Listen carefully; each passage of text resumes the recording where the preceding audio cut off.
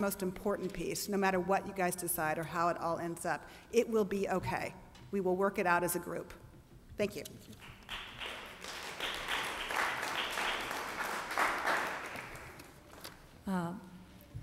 Michael Leesbrod, Robert Fish, and Michelle Fish. My name is Michael Weisbrod. I live at 1145 Rebecca Road. It's unfortunate we're here today to speak about a school which, for all intents and purposes, should not be part of the current discussion for its closure. Confusion exists in the community to the board criteria this board has used to deliberate options about school closure.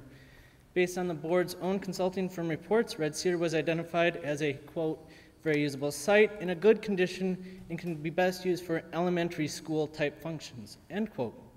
The city of East Lansing agrees. It sent a city council representative to a public comment meeting to argue that to be competitive, East Lansing must have Red Cedar Elementary School remain open. Michigan State University officials concur. Their letter recommends Red Cedar stay open or the city risks losing our valued international family population. The K-8 Community Facilities Committee recommended keeping all elementary schools open. Yet the school board chose an option that is counter to all public-private recommendations. The school board's option disregards expert advice of its own paid-for consultants, of city officials, and of officials at Michigan State University, arguably among East Lansing's greatest economic engine. The question is why? The East Lansing Public Schools slogan, nurturing each child, educating all students, building world citizens. How can the board act counter to this charge by targeting the closure of Red Cedar School, a facility that exceeds the essence of the East Lansing Public Schools slogan?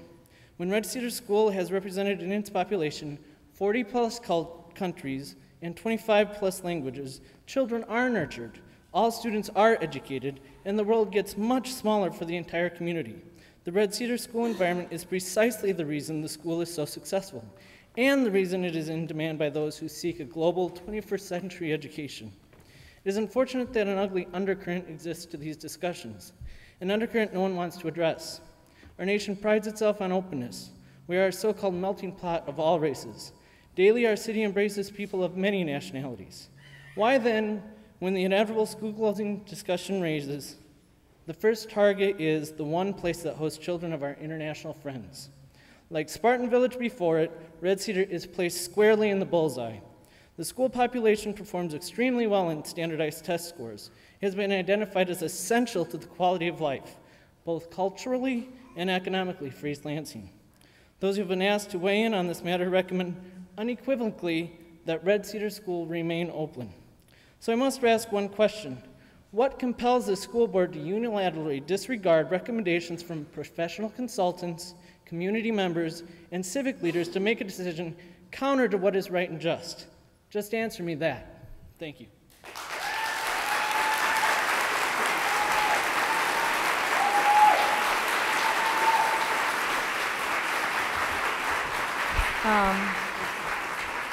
Mr. Fish, Mrs. Fish, and Amy Zagman. Yes, sir. Okay. It's hard to follow that up. My positions are, well, Bob Fish, 728 Audubon. My positions are no school closings, fewer transitions, invest in the infrastructure improvement, and of course I'm pro-choice, pro-schools of choice, excuse me. I'm also pro-choice. You know, we have enough on our plate tonight, Bob. Wrong meeting. So at the very first school board meeting that I attended 51 days ago, I said that if any school closes, I cannot and will not support that bond. I have to still stand by that and say that I'm not alone. The slogan at that time was, save all East Lansing neighborhood schools. I think residents have spoken out, neighborhoods have spoken out, business people have spoken out, city council has spoken out, and the faith community has spoken out. And who's left that doesn't want to save all East Lansing neighborhood schools? Who? This community wants and has the will for the investment in the infrastructure, there's no doubt about that, and they want fewer transitions. But they do not want to destroy a community, a neighborhood, any neighborhood in the process. I don't think that that's really hard to understand. You, and I apologize, as a group, not as individuals, but you as a group, your leadership in particular, have been unable to cogently communicate why we need to close a school. There may be reasons to close a school, and some of them might even be good. But I would speculate that if I asked 10 people in this room what that reason is, I doubt one person could give a good answer. And to me, that's abject failure as a body. As a body, you've spent more time reacting than acting. You have eroded the confidence of the community you are serving. Tonight, you are in an unenviable position, in my opinion. Shamefully, if you stay the current course by closing Red Cedar, you'll tear the community apart and fail to save all schools. But even more shameful is if you choose another school to close instead, you will divide the community still, and everybody will immediately understand that the first decision and then this one were both politically expedient decisions. Further eroding confidence, and you'll still fail to save all schools. The pathway that is right for everybody is to save all schools and to preserve our communities. I have begged you to listen to these words, but instead, you have vilified people, you've called them bullies, you've called them charlatans, you called them sloganeers, you accuse them of dividing neighborhoods, and it's wrong and ill-intentioned. Tonight, I suggest you either take a pathway to save all schools or stop and readdress the process altogether. If you stop right now, you have a very engaged, enlightened community at your disposal. You might even lose access to $20 million, but I would suggest that that $20 million is simply not worth it anymore. Thank you. Thank Good luck. you.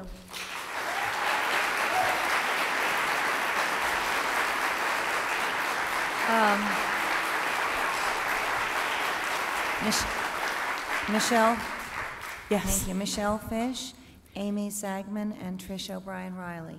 Yes, ma'am. Good evening, ladies and gentlemen. My name is Michelle Fish, and like the man before me, I live at 728 Audubon Road in the Glencairn neighborhood.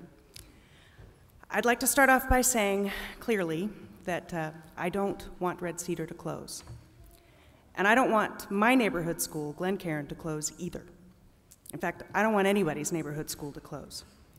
When I first got involved in this process, the main arguments, as I understood them, for closing a school were to reduce capacity in the era of declining enrollment, to reduce the operating budget, and to equalize class size across the district. But I think that reasonable people can agree that the proposal you have on the table right now doesn't actually do a very good job on those first 2 points. Overall square footage actually increases under this plan. No building gets mothballed. In fact, we're creating a whole new facility with the addition at the middle school, which I am actually all in favor of, by the way. To Kay Biddle's credit, you were really forthright in saying that we would be committing ourselves to a 20% school of choice platform, which I'm also all in favor of. But we're not reducing the number of desks. We're just shifting them around and in the process causing a lot of disruption. And I think the one thing it does give you the opportunity to do is to equalize class sizes, but it is by far the bluntest of instruments one could use to accomplish that goal. I mean, it can't be the only way to address that. I have full confidence that this board could come up with an innovative strategy that would get us to a place that we could all agree is better and address any existing inequity without the draconian step of closing a school. Now, typically, debates about school closing can be very divisive, and there'd be some that would say this one has been. But I'd like to go on the record as saying that I'm actually really, really proud of my community and the way we have come together. I haven't been to all the meetings, but I have watched them all, and the vast preponderance of the comments have been really in support of saving all the schools. It's great to see people coming together, and we'd like to see you guys come together too, because right now there's a 4-3 split. The agreement on the table passed 4-3. And if you guys haven't been able to convince each other that moving forward with this plan is a good idea, it's going to be difficult to convince anybody else. There's a golden opportunity on the table. You have a community that is not speaking completely with one voice, but the majority of voices are all saying we need to save our schools. You have the city council on record as saying we all need to save our schools. And just imagine how powerful it would be if we could all move forward with a united Board of Education, a united city council, a united community, and all work together towards the goal of investing in 6 elementary schools that are centers of excellence. It's such an opportunity, and I urge you to have the courage and the vision to take it. Thank you for your time, and thank you for your service.